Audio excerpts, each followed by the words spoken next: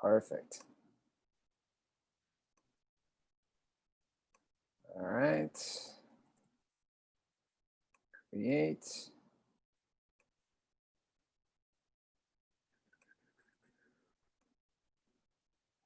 How's the weather there? Is it nice? Yeah, it's been a little hot. I mean, but it's not comparable to anything. It's California hot. Okay, I think we're good to go. We're live on YouTube, so let's do it. You ready? Yep.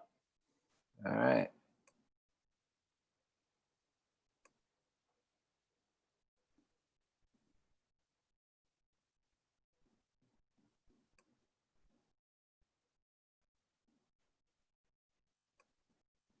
All right, we're live in 5, 4, 3.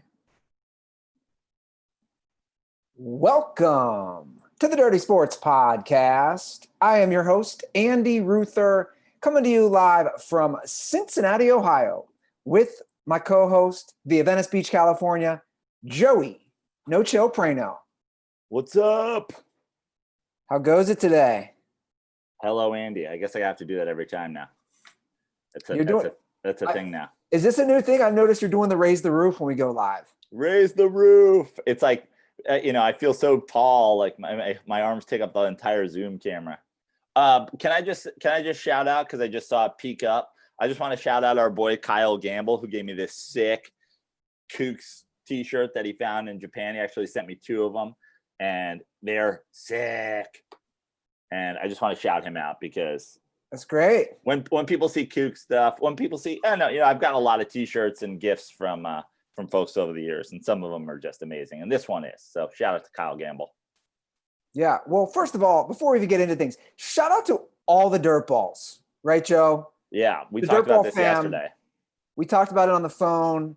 You guys have really supported the show, and I was looking at the back end analytics on our audio numbers, and you guys have really, truly supported us. And I was comparing 2019 versus 2020, sports versus no sports, no COVID versus COVID. And most of you guys have stuck with us on the audio download. So much thanks, big thanks to all the dirt balls. Which, like, we won't get into like the nitty gritty details of it, but like we kind of just assumed that the numbers were going to be down, like way down, with no sports, with doing it on Zoom, with whatever, not just because we're a sports show and there hasn't been that much sports to talk, but also because, the general consensus among, podcasters everywhere is that everybody's down like 20 to 30% in their audience. I'm sure that's not for every single show, but a lot of shows, whether it be because you guys aren't commuting, or you're not in an office and have us on in the background, or for us, a lack of sports.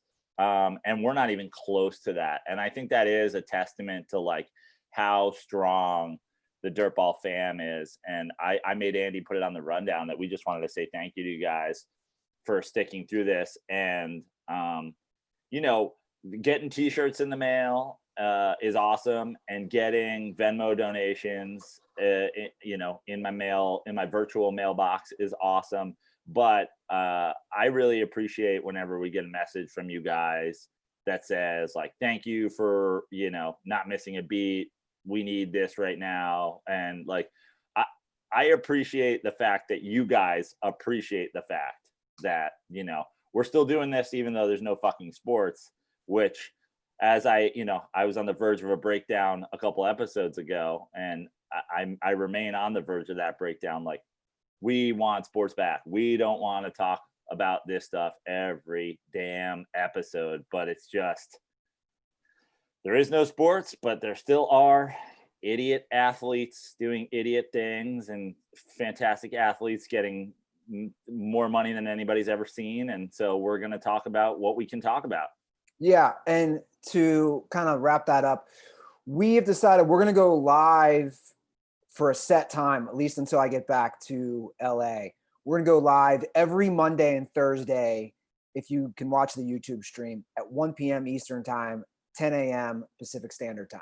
And even when Andy's back, that'll just be kind of consider that our time. I mean, Okay. obviously things can always change, whether it be meetings or surfing or running or the things that, are important in our lives to make sure that we stay mentally healthy and employed. But for the most part, whenever we can, we're going to try to be consistent so that if you guys want to tune in live on YouTube, you can do that, or know that it'll be up soon after that on audio. And also, I just wanted to say to you guys, since you've been so great and so supportive, one of the great things for us is when we get a message from somebody that says, X person put me onto the show a while ago, and like now I've been a dirtball for like 200 episodes, and like like we got a message recently about somebody shouting out Jackson Nagel as like, I want to double you guys shouted him out, but I want to double shout him out because he put me onto the show and now I'm a dirtball. So like we ask you guys to do a lot and you come through, whether it be with donations and support or whatever. And, the call to action for today is, if you appreciate what we're doing, tell somebody about the show, tell somebody new. Let's, if we could somehow have our numbers go up during COVID pandemic, that would just be some like legendary dirtball shit. Yeah. Yeah. So basically, so cheers to you guys. Big thanks to you guys. Like Joe said, we've been holding steady. And it's really good to know. And, you alluded to players and their money, and and this isn't the lead, but I just want to get it out of the way. I have major issues because it's athletes, it's politicians, it's corporations, but we're going to talk athletes because it's a sports show.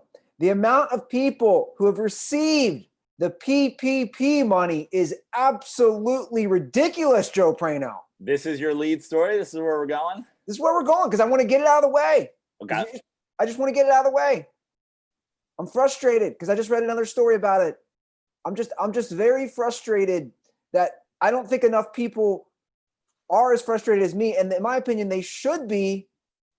When Tom Brady and Floyd Mayweather are getting loans for their companies, we have a problem as a society when all these politicians, Democrats, Republicans, you name it, are getting money for their businesses or their husband or wives' businesses. We have a problem. And I just want to say, it's very frustrating to see this shit.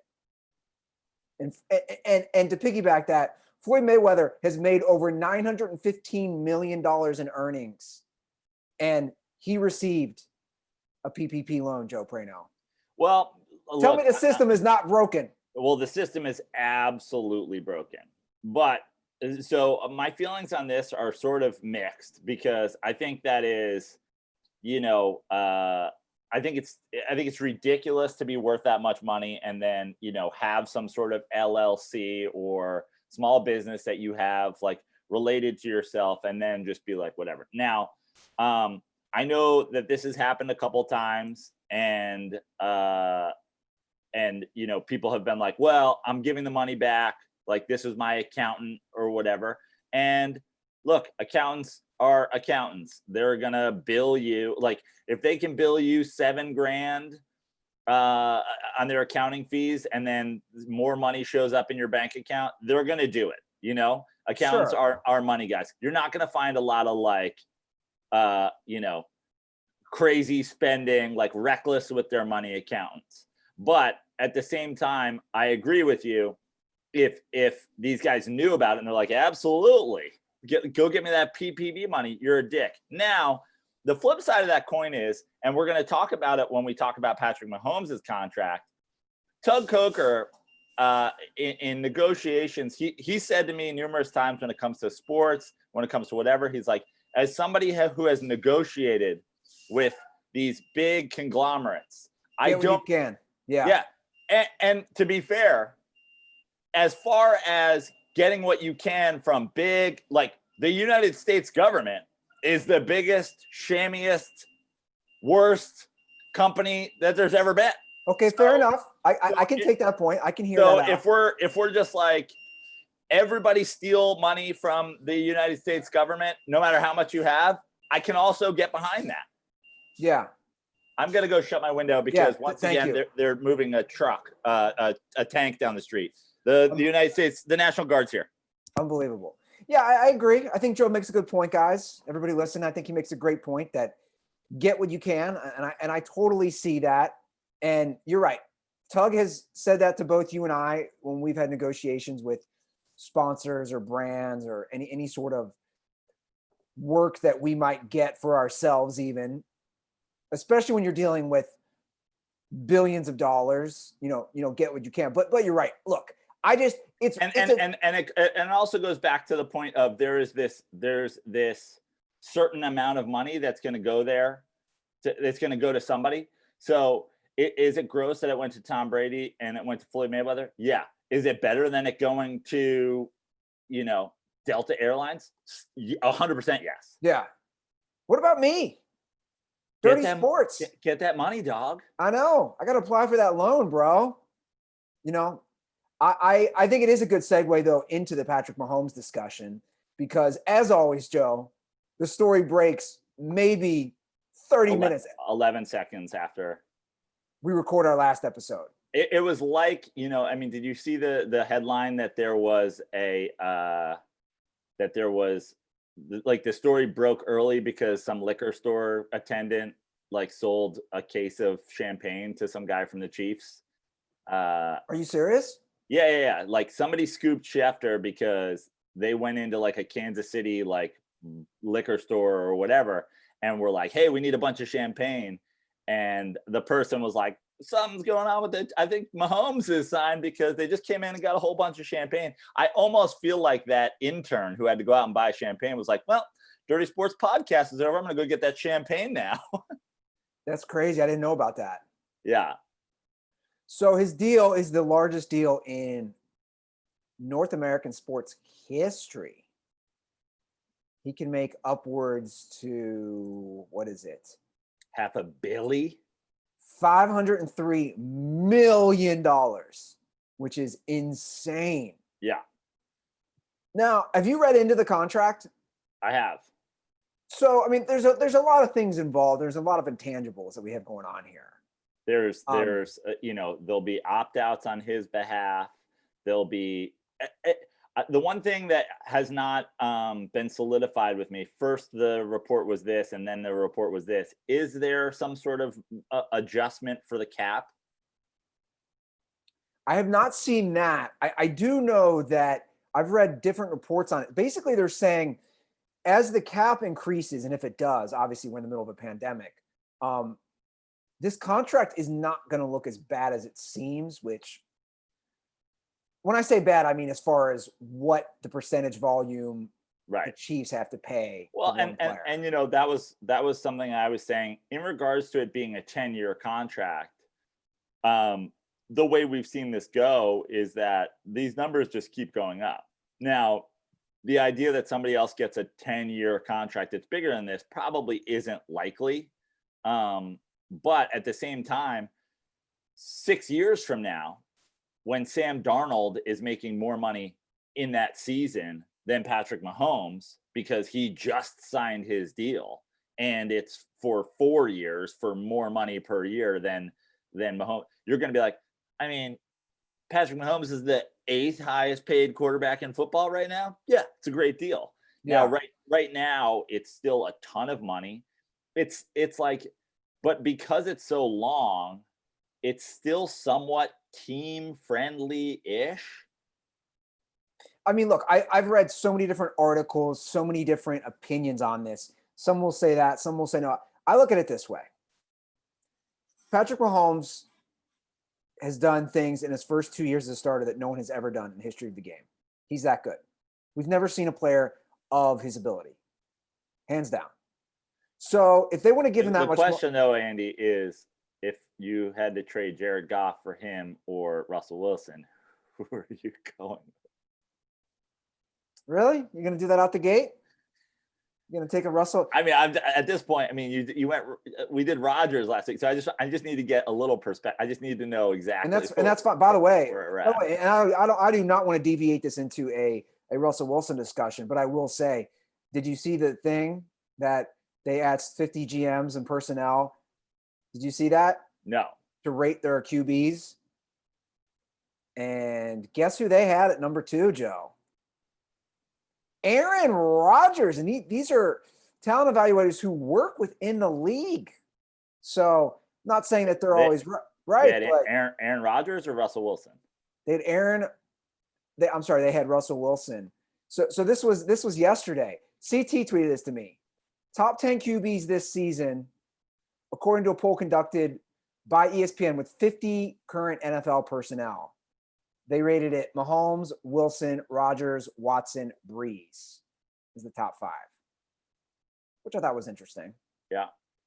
But anyway, love that guy, Russ. And I've just realized when he's enshrined in the Hall of Fame, because he will be, you're still going to be dying on that grave.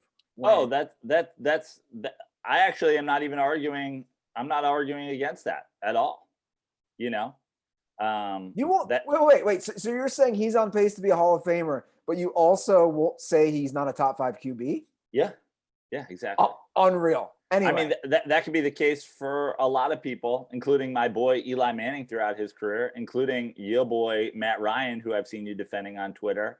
Well, hold on. Matt Ryan's. I wouldn't call him my boy. I've been defending him, and I used to be a Matt Ryan hater. Is he a top 5 QB in the league? Not in my opinion. Not right now. Is he a Hall of Famer? Yes. Okay, so then let's move on before we get sidetracked even more. But I think he's been a top 5 at stages of his career. Anyway, back to Patrick Mahomes. Obviously, you have to make this deal. I mean, you don't have to because he had 2 years left. But look, it gives security to him. It gives security to the Chiefs. I'm not against it. That's all I'm gonna say. Like, I don't know how you can be against it. He for sure is the, he's done things like you said in 2 years no one's done. He's the premier quarterback in the league. He's won a Super Bowl. He's won an MVP. He did have some injury trouble last year, but it was light, and they won the Super Bowl in that season, which is very rare in modern NFL history for you to have a quarterback miss any games to injury and still win the Super Bowl. It's happened a few times in the very, very recent, but in the last 25 or so years, it's happened very few times. So you have that. You have the combination of, and Tug and I were talking about this because Tug and I are on the win when you have the rookie QB deal or like get the team friendly deal from your QB. I said, this will be a great test in that theory.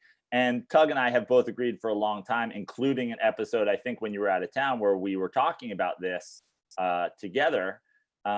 If anybody is the exception to that rule, it's Patrick Mahomes. Sure. And we agreed that they have a great chance to win because they have young wide receivers and that they don't have to pay a ton.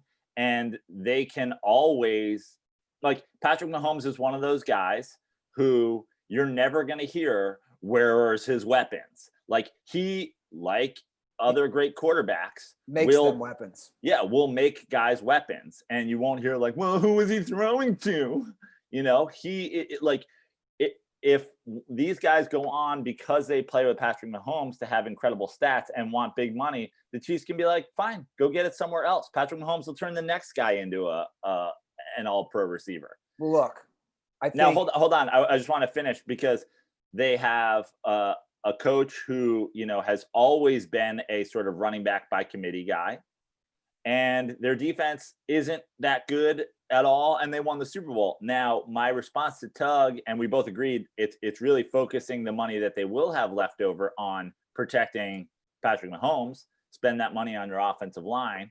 But to me, the real great question is, and I know the Chiefs have already won a Super Bowl with a middle of the road defense at best. I don't think the Chiefs can have that much worse a defense and still win Super Bowls. So I still think it's going to be interesting, but I will take my chances with Patrick Mahomes and getting thrifty on defense than I will the idea of Patrick Mahomes walking. Well, I'd argue when you have a healthy Patrick Mahomes, you're always a Super Bowl contender. I think most people would agree with that assessment. Yeah. That's again, the first thing. Right. And two, you have a great duo. I mean, Andy Reid makes quarterbacks better. He's done it his entire career, and they were this close to making the Super Bowl his first year. And if what's his name doesn't go off sides, and I know we can play the what if game, but they're that close to making it his first year. They win it his second year. I mean, in my opinion, even if you just get, Joe, 5 or 6 not good. You get 5 or 6 great years out of this deal and one more Super Bowl. It was totally worth it. So that I'm glad you said that. Tug and I were talking, and I think he asked me how many Super Bowls makes this deal as a whole worth it. You're gonna say one. I said 2. I said he has 1 before he gets the deal, but there's not a lot of quarterbacks in the history of the game who have 3 Super Bowls. No. Patrick Mahomes gets 3 Super Bowls, wins 3 total Super Bowls. Sorry, I didn't mean to do the white supremacist side. He wins 3 total Super Bowls. This is where we're at as a country. It's 100% where we're at, Andy. Oh my God. He wins 3 total Super Bowls. It's for sure paid for himself. And that goes back to, and I know you don't want me, I know you hate it when I bring him up, but the reason I'm bringing up Eli Manning is 2 reasons. One, Patrick Mahomes' deal will pay him more than Eli and Peyton got paid combined in their careers. But the fun fact that was shared throughout this contract story was the person who made the most money in the history of the NFL from playing football was Eli Manning. And as a Giants fan, I can tell you for sure it was 100% worth it. We got 2 Super Bowls. By the way, give me that list. You can probably give it to me. That list of guys that have won 3 or more Super Bowls at the quarterback position, it's only 4 people in the history of the league. Yeah. It's Terry Bradshaw. Correct. Joe Montana. Correct. Tom Brady. Yeah, 1 more. And 3 Super Bowls. 3 or more, yeah. I don't even know who am I blanking on? It's going to piss you off. Troy Aikman. Of course, Troy. Yeah. So it's a very, very short list. It's not going to piss me off. Those Cowboys teams were fucking loaded. No, it's going to piss you off that you forgot that. Yeah. It absolutely did. You would have thought you would remember that. Well, look, yeah. And there's a lot of things I would have thought I would have remembered at this point, but yeah, look, I love the deal. I think the Chiefs, obviously, we all agree, are so exciting and fun to watch. And the bigger question is, how does he play this out in his personal life? Because I have thought about this. He's been with this woman for quite some time now, right? Which is, he's been with her for a while, and it's got to be exciting for her. The question is, will she continue? Do you think with all this money that he got, that she will continue to keep her job as drummer for the Muppets? That's funny. So they've been together, his girlfriend Brittany, 8 years. Yeah. So they've been together a minute. And at this point, that 8 years doesn't mean anything until you have a kid or you have a ring. Yeah. So and neither of those guarantee anything either. Well, Patrick Mahomes seems like a decent guy, and he does. And by the way, being 20, how old is he? 25, whatever age he is, being in your early to mid 20s and breaking up with a girl who you have been with since you were a teenager does not make you a bad guy. So no, he seems like a guy. And by the way, they might be so happy. The first thing he might do is buy a ring. And like, if he's happy with her, good for him. I hope nothing but the best for all of them. But I didn't mean to misspeak to even insinuate that if he were to break up with her, he wouldn't be a good guy. But he seems like he's pretty kind of down to earth, for a guy who has obviously been an elite athlete his whole life, from an athletic family, from a professional athlete's family, all this stuff. Well, they've been together since the 10th grade. I just looked it up. Yeah. It's a long time. Yeah. I like they've been together longer than you and I have been together. Yeah. We've been together a long time, Joe. I think that's the more interesting discussion. It's not even the football discussion, is how long are they together? Okay, here's a question for you.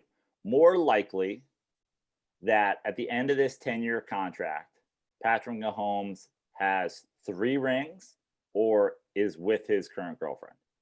3 rings. 100% 3 rings. 3 rings is 4 people in the history of the game, dude. I know it is. No way they're still together in 10 years. Wow. I don't know. Dude. Oh, okay. Patrick Mahomes went from like, he's making a lot of money. He has a lot of endorsements. I think he was set to make a lot of money because they gave him, more money for next year. Dude, he went from that to total fuck you money. Yeah. Like, this isn't a dig at Patrick either, because he does seem like a great guy and he's got a good head on his shoulders. And I think it helps that he was around pro athletes his whole life, with his dad as a baseball player. But money does change people, Joe. It does. And to the degree, I don't know. But again, he has the fuck you money now. Yeah. I mean, like you said, your boy Eli made the most money in NFL history. He doubled that. But, since we're talking about it, Eli Manning's been with his chick since college. Even if he gets hurt, he gets 140. Yeah. 140 million. What a deal. Plus his PPP money for his girlfriend's yoga pants company. Oh, it drives me crazy. It just drives, I get angry. I can't even look at this stuff. Yeah. You're like, what are we doing? I just, the system, break it all down. And we'll start with that dump truck or whatever it is outside of your apartment every time we do the show. Yeah. I didn't hear it now, though. No, okay, Joe. From a good story of a dude making a lot of money because he deserved it, to the NFL debacle with DeSean Jackson and also Steven Jackson that came out also on when did that come out? Was that Tuesday? Yeah, maybe. Yeah, because Tuesday, then yesterday was apology day. And yeah, it's been stuff happens fast. So I have a lot to say about this, and I'm sure you do. I don't really, but it's interesting because I really didn't have a lot to say about the story, and now sort of the aftermath of the story is to me more interesting, and the way people are trying to act like this is being handled differently than certain, to me the story itself is kind of just #idiot. Like, it's idiotic to post. It's not only idiotic, it's you're ignorant. And to me, I see what DeSean Jackson posted as a microcosm of our country. And you and I talked about this last episode, Joe, the amount of ignorant, stupid people. And DeSean Jackson just joined that. He just joined that squad. But he didn't just join that squad. He's been on that squad forever. Okay, How many times has he dropped the football before he got in the end zone? How many times? Like, DeSean Jackson is basically look this up, guys. Andy, how many times do you think DeSean Jackson has caught 70 balls in a season? I bet once or never. One time. Yeah. One time. DeSean Jackson is known for being explosive and stupid. And he gets injured a lot. Yeah, that's it. So this didn't catch right away. So for people who aren't aware, over the weekend, he posted an Instagram story of a quote, which is the craziest part, which he thought was a Hitler quote, which wasn't actually a quote from Hitler. So let's pick that apart real quick. He went full Marge shot. Let's just call it what it is. DeSean Jackson went full Marge shot, a pro-Hitler stance. But can I ask you a question? I'm not saying that this is true, but I'm saying give me the odds, percentage chance that DeSean Jackson has no idea who Hitler is. Everybody knows who Hitler is. DeSean Jackson. Joe, I'm not going to let you get away with that one. I'm just saying, 0% chance he doesn't know who Hitler is? No, everybody knows who Hitler is. Okay. Everybody. I would disagree with DeSean Jackson. I'm saying he probably does. But the idea that everything you know about DeSean Jackson, you're not saying 5% chance he doesn't know who Hitler is? No, he knows who Hitler is. Okay. There's 0% chance that he is unaware of who Hitler is. Okay. Everything I know about DeSean Jackson tells me to put it at 0 is reckless. Okay. Well, we can agree to disagree there. So he posts the quote. And by the way, I am not defending DeSean Jackson at all. It was so stupid. But that to me is the story. Is like he's so stupid. Well, he is, but then he takes the quote and he's like, "Guys, you're all upset. I just meant this part." And it's like the whole quote is incoherent. It really is. Well, the quote, what he's posting is basically saying, again, a fake Hitler quote that Jewish people are trying to keep, the black man down because they are the true children of Israel. And that's basically what his quote is that the white citizens of America are going to mistreat and discriminate against black people because Jewish people who are, regarded right as, from a biblical sense, the chosen ones, the Israelites. For anybody who's studied the Bible or read the Bible, and I went through Catholic school, so I basically read the Bible. Right? That's what the Bible or the Torah says, right? That the Jewish people, the Israelites, are the chosen ones. And he's saying, and everybody knows in 2020 how important it is for us to have an opinion on who the true Israelites are. Like, dude, it's nonsense. But look, he posts this, and you're saying he's stupid. But I don't know how and he probably doesn't have a context of history, because this quote is literally, this is out of the anti-Semite handbook. Like this. If you meet anybody who is an anti-Semite or hates Jewish people, like this is the number one play that they're going to run, right? Is that Jewish people are trying to control everything, especially in our country, and keep everyone else down. Like that's what he's quoting. He's pulling something, which I will say this, back to your point about what does he know and what doesn't he know? I don't think he realized like this is the number one play out of that racist handbook, right? Like he's playing that card, basically. But where this gets even crazier is he posts this, and DeSean Jackson has now doubled, tripled, quadrupled down on this. Like it's real. Who's dumber at this point? I mean, this is a legitimate question. Who's dumber? Steven or DeSean Jackson? Well, first of all, DeSean Jackson is an idiot because DeSean Jackson came out during the George Floyd thing and was a valuable part of that movement and the aftermath.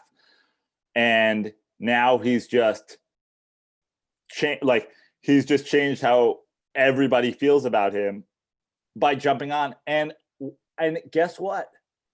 The fact of the matter is, and I've tried to listen to both of their apologies, DeSean Jackson now apologizing and what he was saying. And like the idea that like, okay, forget all the other stuff. Let's just focus on black people are the real Israelites is like, it's still such lunacy. It's like saying white people are the real, what people are from all over the world. The idea that that every black person is somehow the descendant of the true Israel. It's just such lunacy that,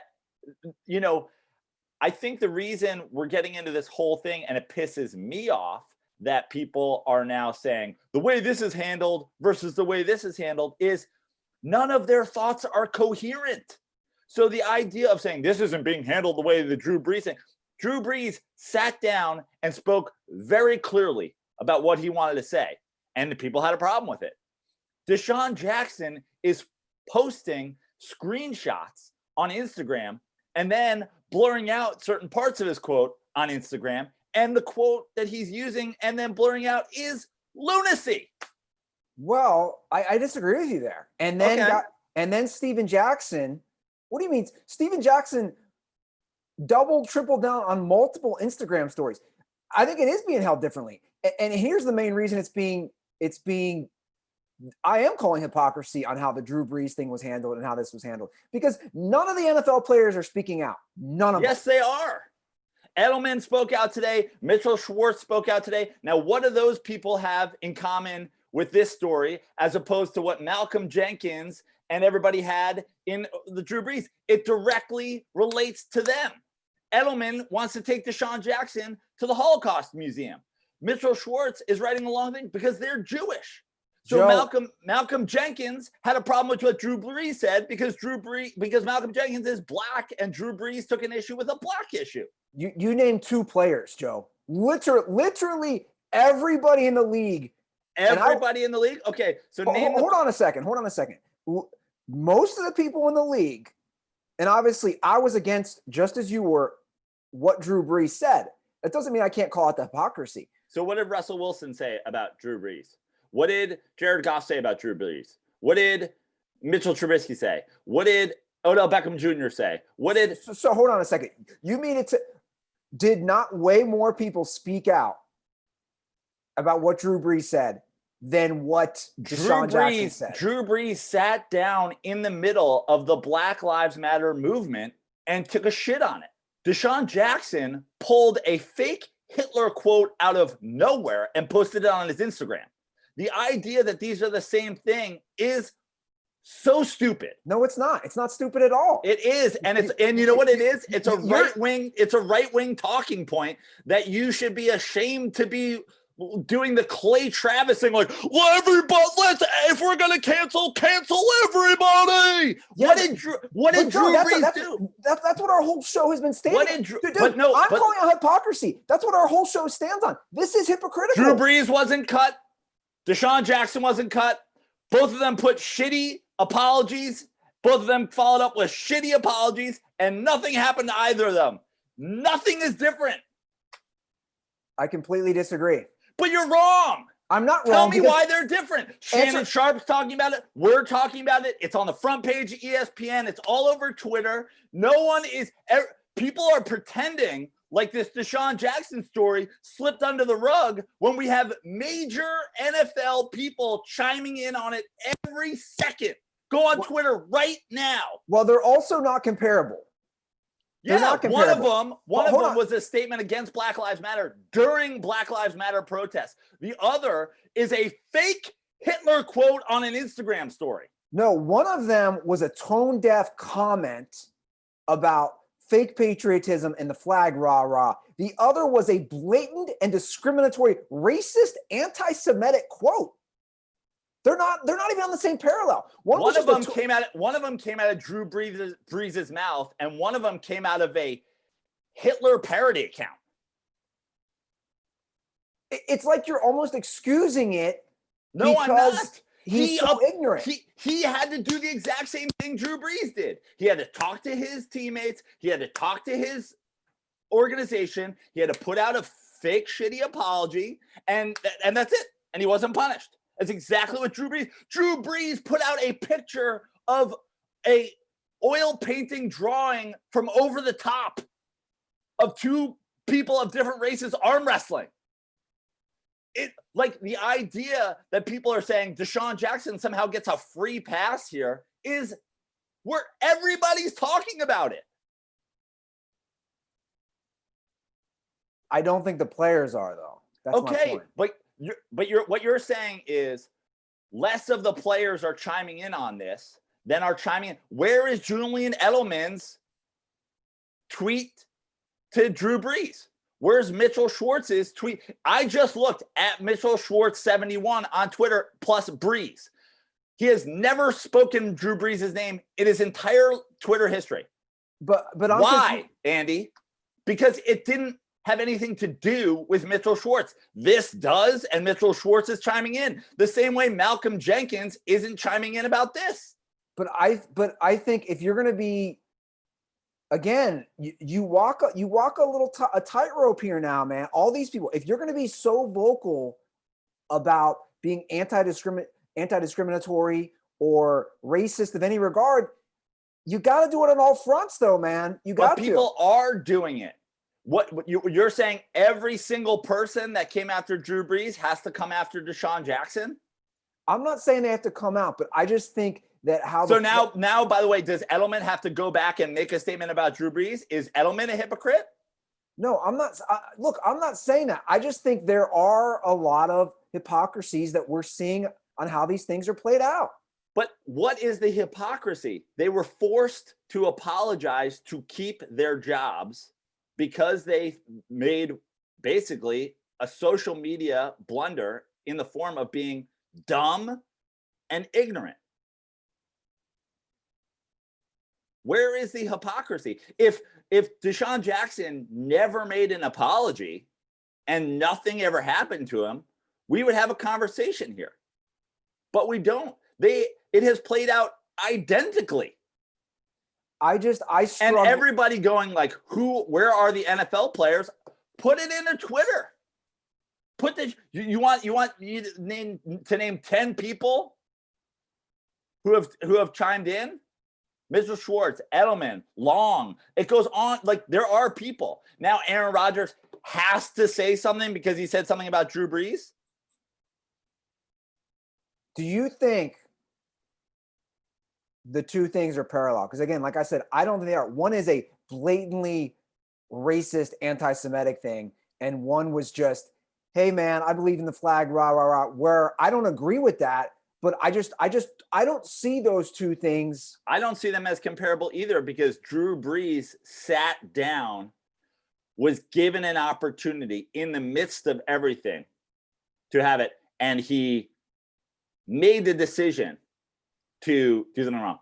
The amount of times, like, if you don't think that a person should be held accountable when they are in an interview, we've all put dumb shit on social media. And I'm not saying Sure. DeSean Jackson was right, but I'm just saying that, like, if you don't think that you have to have a way more thought put into what you say in a national media interview than what you put on your social media in a story.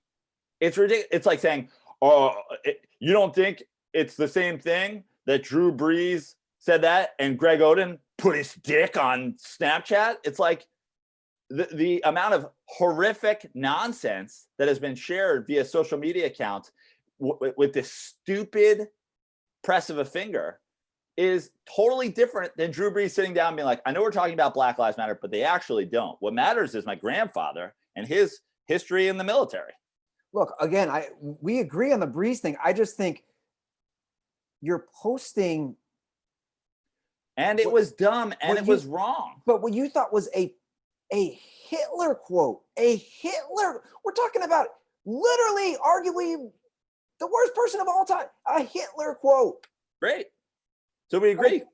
They're both are stupid. Both were forced to apologize. Both are dealing with the backlash. And honestly, this thing of people getting into Riley Cooper didn't have to apologize and got an extension. Well, first of all, I am the most outspoken. Chip Kelly is an out and out racist. I've never backed down for that, and I never will, based on personnel decisions alone and the way he handled the Riley Cooper situation. Chip Kelly, and the way his team is speaking about him now, and his team has spoken about him in the past. Chip Kelly is a racist. I have said that forever. Now, that being said, the idea that they gave Riley Cooper if Riley Cooper did what he did in 2020, he would be cut immediately. Look, I agree. So let's not compare things from 8 years ago to today, and let's not compare well, there's precedent. I agree. There was precedent set with Riley Cooper, and they would look hypocritical. I agree there. If the Eagles, and it's been the same owner since then, if they cut DeSean Jackson and gave Riley Cooper an extension, it's hypocritical. It is, but also they would cut Riley Cooper if that happened today. I agree. In a second. What happens in 2020? Even if Ku Klux Kelly was still the coach. I think, obviously, I know a lot has happened since 2013 when he said that, and we're obviously in the heart of a cancel culture every single day. And I don't like bringing that up either. Look, I think it's not a good comparison, but it's also, look, if you're the owner, what's his name? Laurie, is that his last name? And Roseman is the GM. Dude, you look like a bitch. I'm just going to say it. They're both Jewish. A guy you pay said this shit, blatant anti-Semitic stuff. Like, I'm sorry, you look, it's a bad look, man. And if you want to save face, you can say, look, dude, I'm Jewish. This offended me. You're fired. And you can also say, I should have fired Riley Cooper.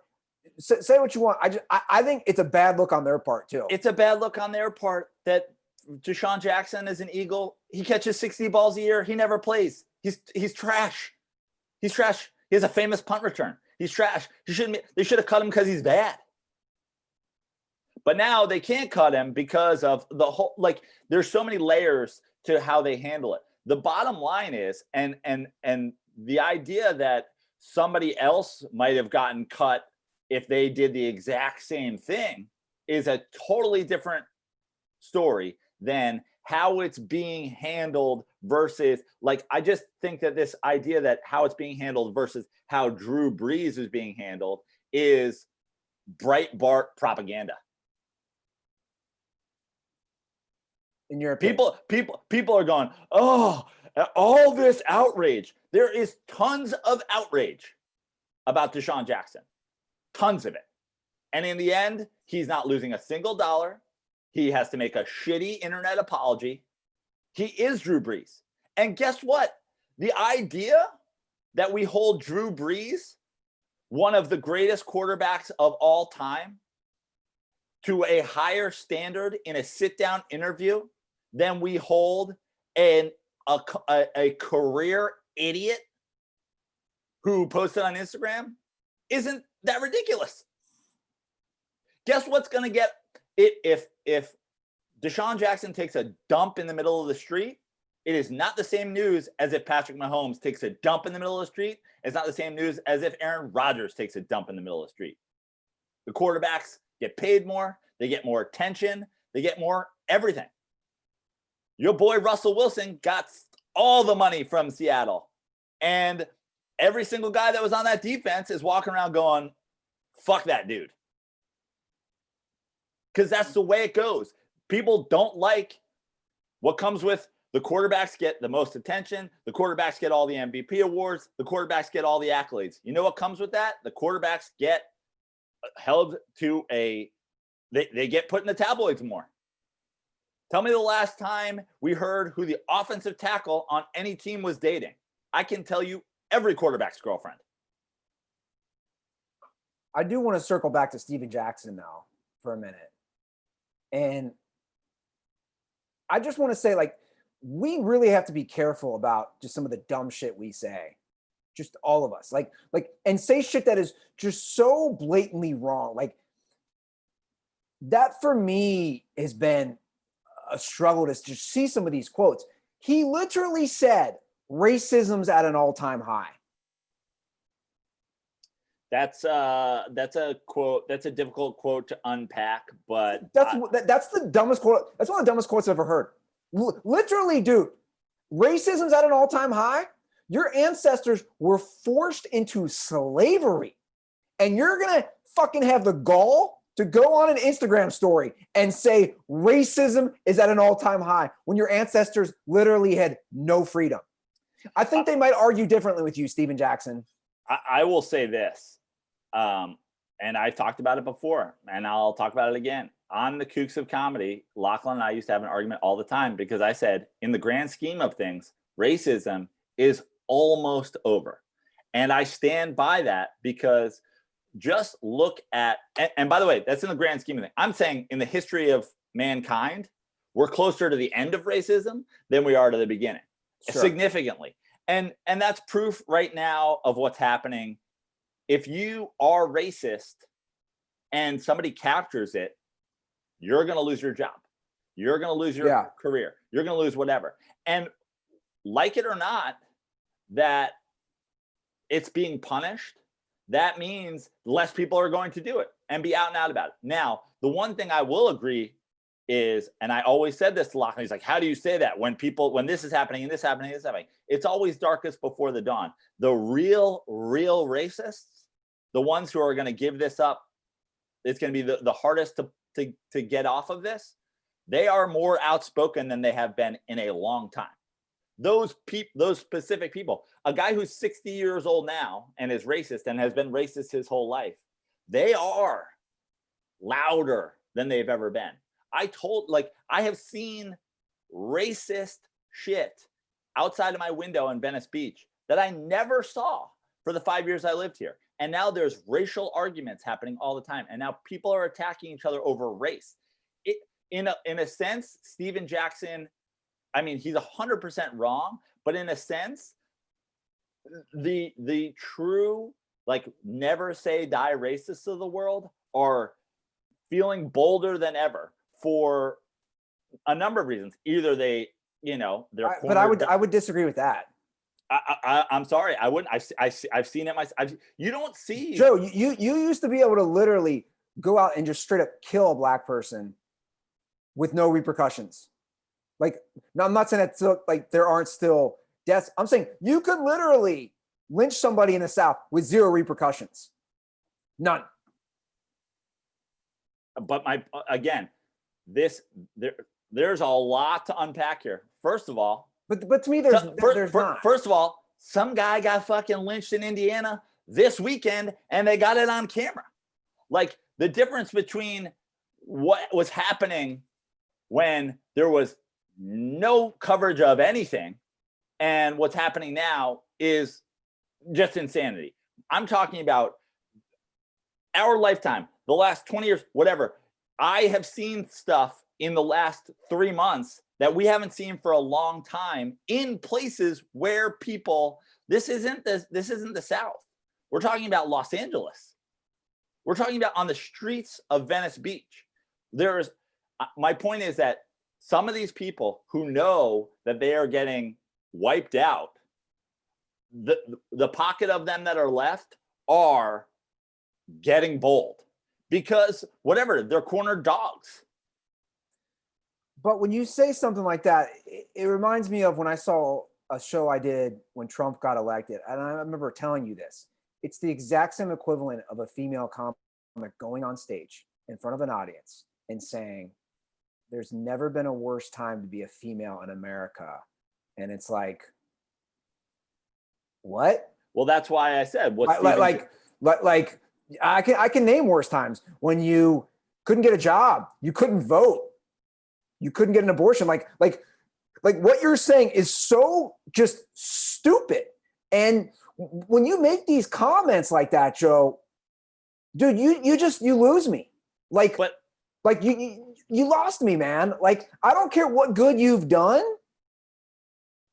You literally went on a platform and said that racism is at an all-time high. Like, that's just historically incorrect.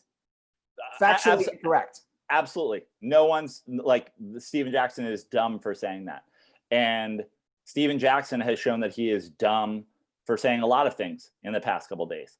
My point is, I'm just saying, if you dig in to what he could possibly mean as far as the words that he actually said, it's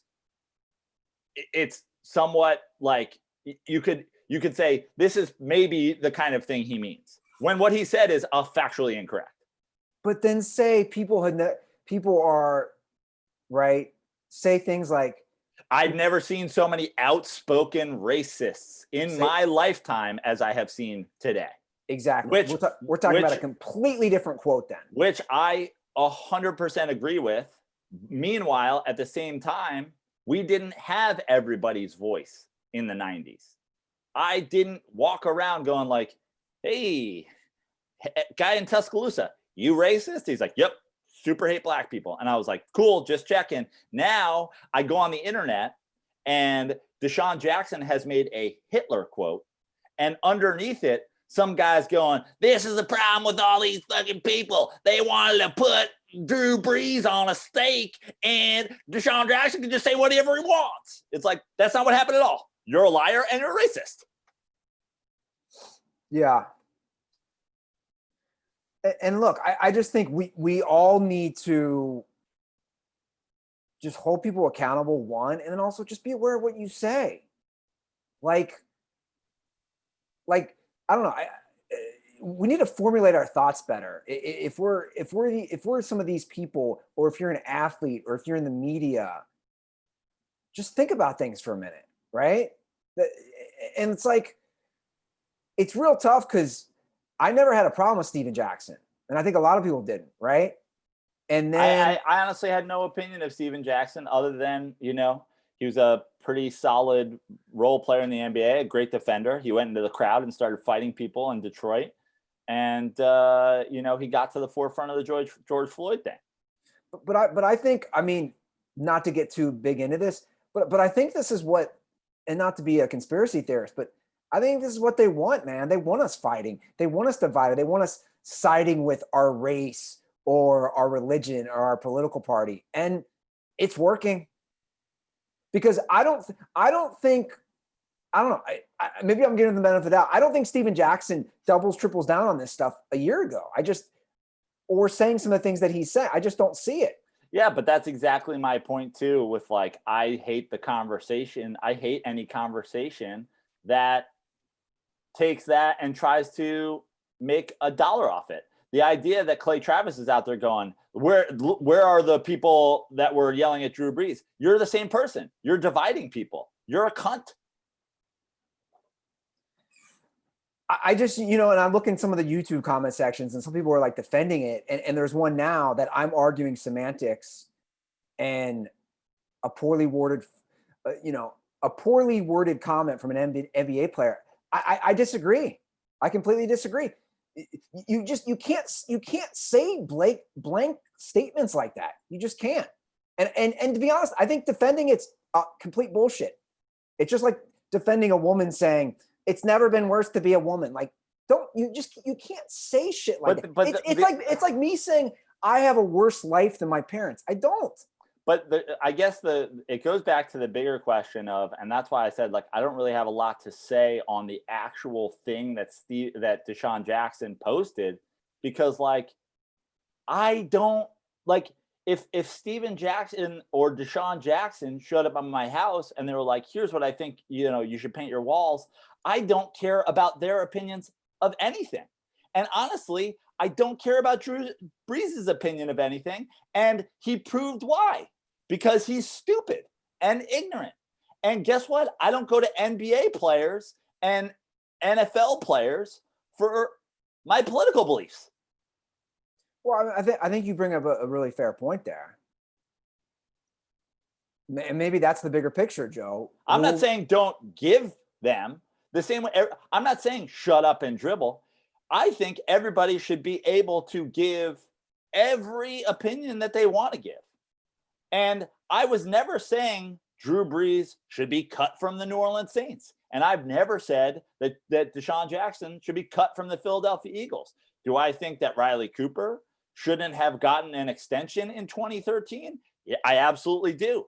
Because what you're saying when you're Chip Kelly is, I don't care about the black guys in my locker room. Now, that's a totally different story. Do I think that Drew Brees should still get $40 million to be on NBC?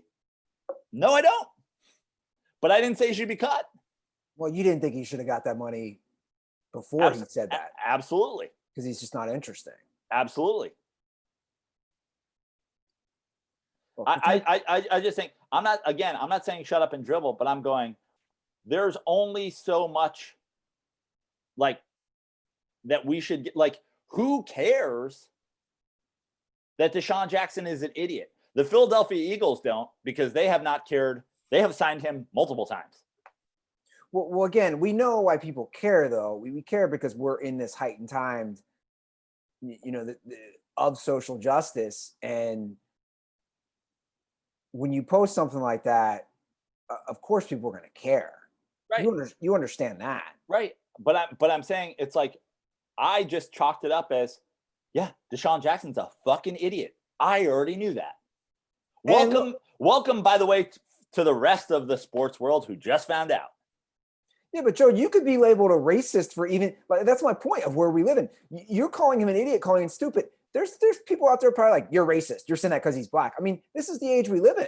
I'm saying that because he's black. I'm saying that because someone could make that argument. That's all I'm saying. I'm making it from everything I know about him as a football player. The guy can't get into the end zone before he drops the football on the ground. It's happened multiple times in his career. You dumb.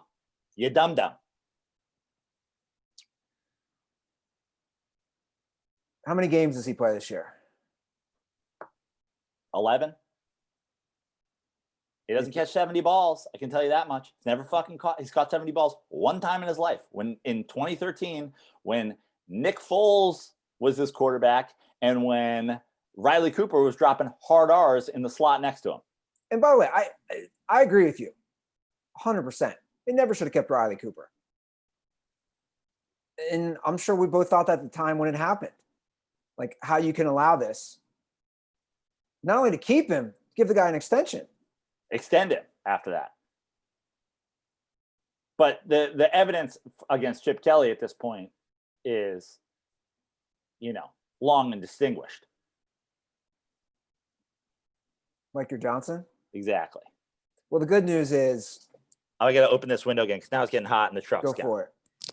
There probably will not be the college football season, so you will not have to go up to the Rose Bowl and watch Chip Kelly pump out a 5-7 college football team.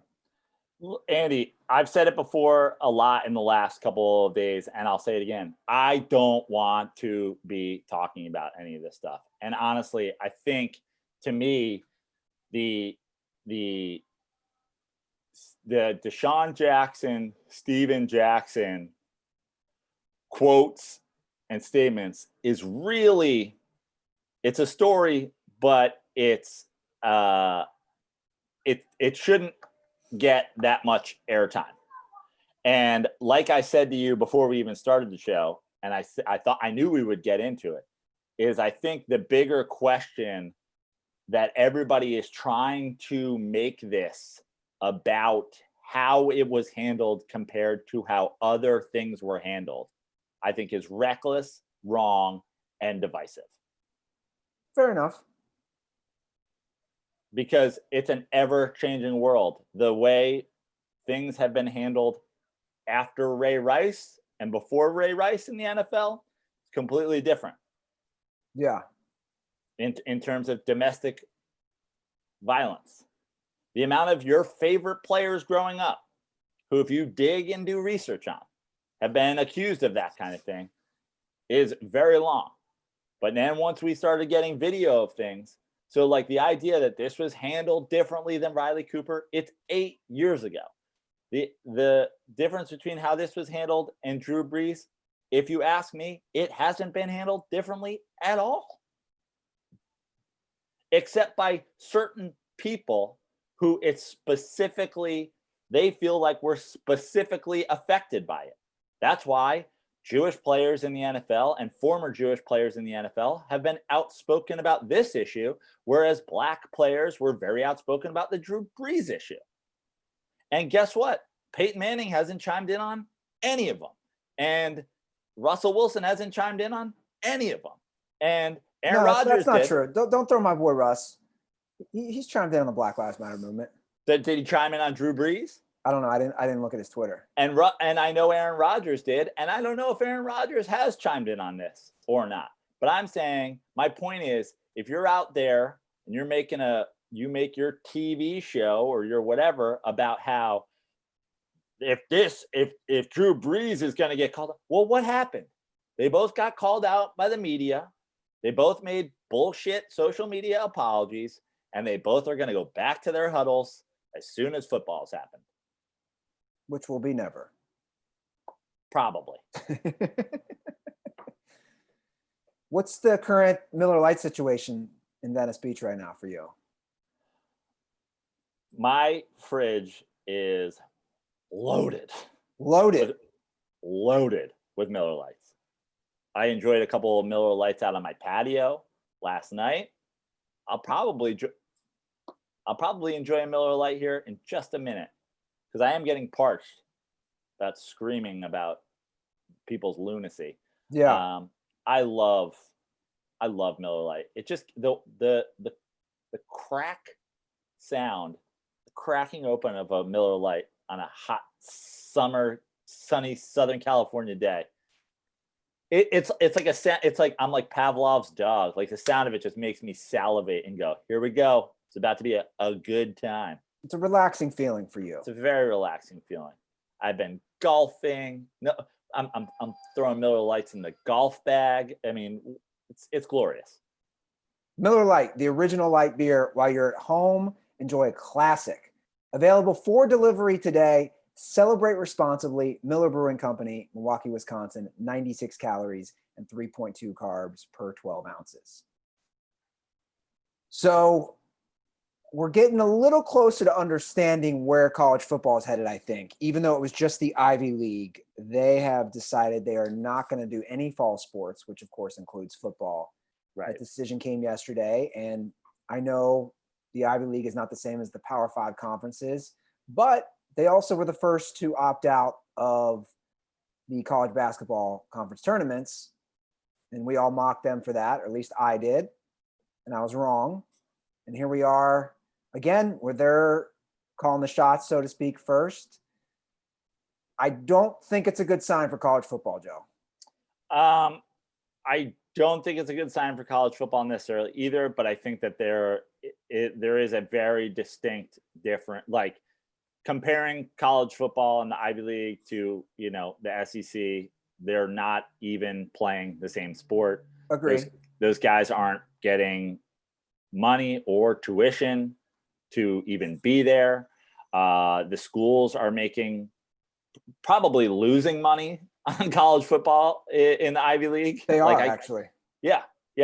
As opposed to making a ton of money. I mean, we've seen look, it's when you're talking about the Ivy League and them canceling football, everything you need to know about the difference between Ivy League sports and the Ivy League versus other schools is they've canceled football and they're still charging the exact same amount for tuition, even though they're doing it online. That was the story that came out the other day about Harvard. Harvard's still charging $50,000 because Harvard makes its money on educating people, having those people turn into successful, adults, and those successful adults turning around and donating money back to Harvard.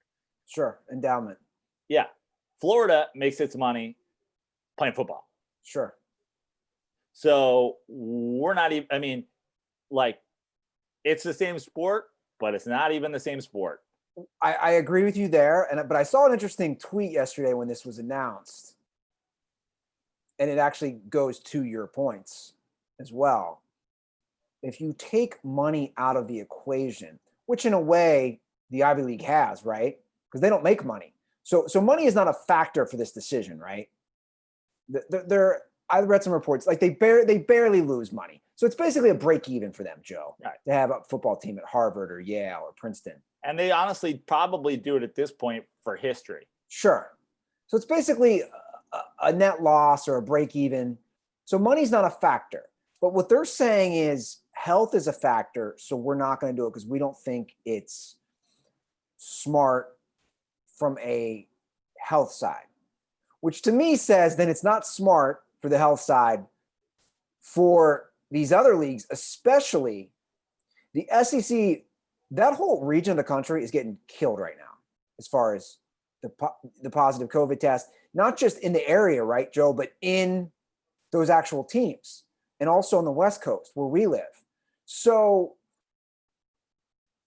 we talk about hypocrisy a lot, and it's just rearing its head again. It's like, we're not going to put kids on campuses and we're going to be all these woke colleges, and most colleges are liberal and they're left leaning and all that. But yet we're going to risk the lives, which is that's the reality of mostly young Black men. It's hypocritical, because at the end of the day, this is all they care about. Absolutely. The money. Absolutely. So I don't know.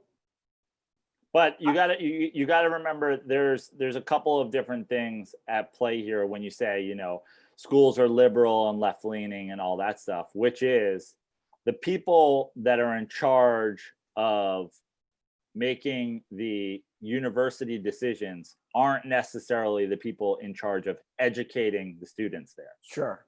This is just a fact. And you know that I do not have, I would not consider myself a Democrat or a Republican. But the higher educated you are, the more likely you are to be a liberal, the more likely you are to vote Democrat. Out of high school, with a high school education, it's about 50-50. Every level of degree that you get above that, you move to the left. This is statistical facts. This is not anything to argue with. I would argue that if you're a raging liberal with a PhD, you've wasted a lot of money. But that's a whole other, like, we can go down a whole other path about that some other time. But the point is, if you're a university and your faculty is made up of people who I would hope were going to be highly educated, I'm assuming that you have to have a pretty high level of education in your field to be a professor at a lot of universities, you're going to lean left. Now, that doesn't mean that not 100% of the time, obviously, but the statistics say you're more likely to. Take that and set it aside, and then talk about the people who are essentially presidents of university. Those guys are more CEOs than they are educators. They're businessmen. They're not educators. And those people are making financial decisions. So we need to separate a little bit, the idea that, oh, you're a woke college, but your president, who is basically a CEO whose job it is to see your stock rise, is making decisions solely on money. The guy who, whoever owns the New York Times cares about how much they're selling. The people who write for the New York Times, maybe you're liberals. Yeah. No, fair enough. It's it'll be interesting though how it plays out. Again, because like Ohio State yesterday just suspended camp. Like we're not suspended football camp. Yeah, because of the test again. Right. All these big schools. I mean, it's July 9th. The season starts, the technical season starts for the big schools, Joe, August 29th. I mean, and then the first week of September. Like that's right around the corner. Yeah. I don't see how they start on time if there's a season. I mean, the way I could see certain things, schools, leagues, whatever, starting on time is that one thing we know about the NCAA and how they care about athletes is they don't at all. They don't care about athletes at all. True. This is never, and I'll take the NCAA to the woodshed as many times as they want to go there with me. It's a sham. It's a scam. It's a money-making operation that cares not for student stash athletes. They're focused on 10 schools to 40 schools in each sport, bringing them money, and that's it. So the idea of all the SEC presidents getting together and being like, hey guys, Just want to make sure we're on the same page here. We don't care about these kids. And then being like, absolutely not. Let's go. Like, like the chances of it happening are very high. Yeah. So you disagree? You think they're just going to disregard everything? I mean, what I think is I think it'll be like, unless the NCAA comes in and as a governing body says, we're not doing this, I wouldn't be surprised if the Ivy League cancels, and then, you know, the MAC cancels, and the WAC cancels, and the SEC is like, we're doing it. We're in. There's no and way, the ACC and the Pac-12 and whatever. If those other ones cancel, there's no way. Brah, Newsom's a fucking communist, dog. We're doing it. Pac-12's raging, dude. Get yourself a Chipotle burrito. Get down to the Rose Bowl, dog. We're about to get some kids sick. And it's going to be sick. What will the Southeastern Conference, what will those regions, what will those people do? I mean, this is a legitimate question. If there is no football, what do those people do on Saturday? I mean, dead serious. I'm pretty sure they show up to Target without a mask on and cause a real scene.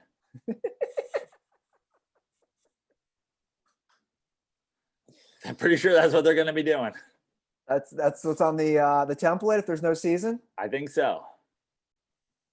I mean, those areas of the country live for college football. That's their whole entire existence. Saturday, game day, get up, start drinking, tailgate. If you take a college football season away, I don't know, man. Good luck to the deer in the South this fall. I just...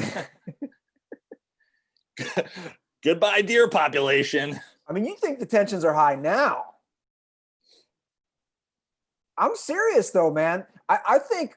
You don't think I'm crazy. I think this makes racial tensions even worse if there's no football for certain areas.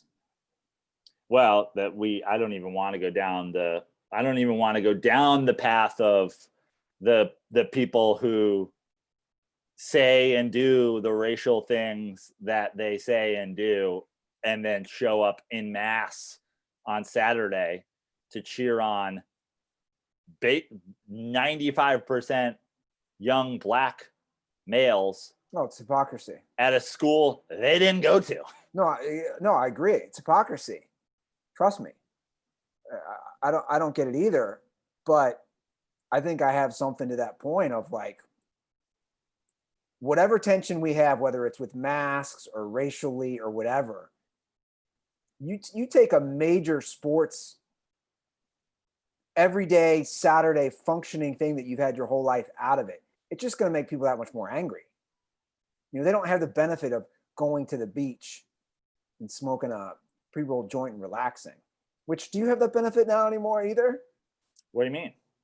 The beaches are open. No, I'm joking. Yeah. Joe, by the way, I think, you know, even when they're closed, just go. Beaches are open, guy. Just in the future, even when they're technically closed, just go. You know, here's the thing. Because you're not being a dick.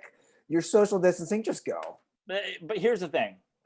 I don't go for a couple reasons. One, I don't need the trouble. Me and cops don't get along. We never have. We never will. If 2,000 people are at the beach and I show up, they're coming for me. I don't know what it is. I've been trying to go with the undercover cop mustache look for the last few years simply to get them off my back. But me and cops don't get along. Never have, never will. So I ain't trying. I don't need fines. I don't need arrests. I'm working on things in my life. I don't need to be dealing with legal troubles. The other reason I don't go is simply because there are a lot of people in the world right now that are going, just because you made these rules doesn't mean I got to follow them. And are all of these rules correct? Absolutely not. Should we be vocal about the way a lot of this stuff is handled? Absolutely. But you can't rage on Karen showing up to Applebee's without a mask on, being a dipshit, if you break through and say, these rules don't apply to me when it comes to something I want to do. So it kills me, but I'll go to the beach when it's open and I'll, skip it when it's closed and just go, okay, let these dipshits do it. I'm here every single day, Andy. I can see the water out my window. If I got into a car and drove 90 miles to the beach and showed up and they said they were closed, it might be hard to stop me, but I'll just go when I can, which is now every day. Well, I got that garden life going strong right now. Yeah, I know. Making, growing broccoli. I've never tasted a fresher vegetable in my life. Broccoli. I mean, to nurture something for 55 days and then eat it fresh out of the garden, it's truly an amazing feeling. And I don't undersell that at all. Yeah. Like, it's funny because growing up, my dad was big on gardening too. And I just remember like the meal of steak, like cooking steak on the grill and then having a salad that was just literally lettuce, tomatoes, cucumbers, and like balsamic.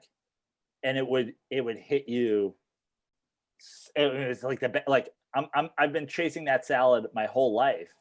And the bottom line is it's just freshness. It's just freshness. Like, and obviously my dad's had this garden forever, but I've never been able to actually plant with him and see the process as I have the last few months. And it's just like, wow, it hits different.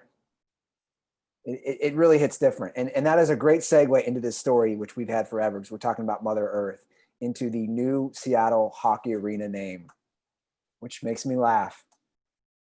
What is the Seattle hockey team called? I don't even know. But the arena is going to be called the Climate Pledge Arena. Okay. The move, it's Amazon owns it's a Jeff Bezos thing. Okay. So the arena, which again will be called Climate Pledge Arena, will be the greenest ice in the NHL. Wow. It will be the first ever net zero carbon certified arena in the world, the company claims. And they've been revealing all these details about it. And apparently it's supposed to be the most. So Amazon bought the naming rights.